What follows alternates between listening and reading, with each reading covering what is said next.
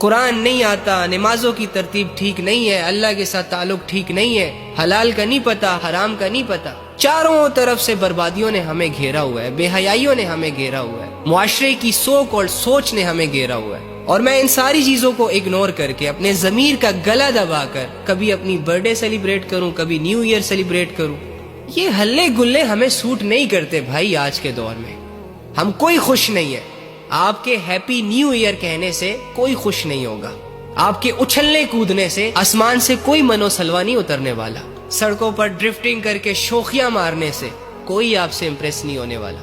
آپ کا ایک جنون ہے جو آپ کو چین سے بیٹھنے نہیں دے رہا۔ شیطان کی آرمی نے آپ لوگوں کے سامنے ایک گری پڑی چیز کو بہت ضروری کر دیا ہے، بہت اہم کر دیا ہے۔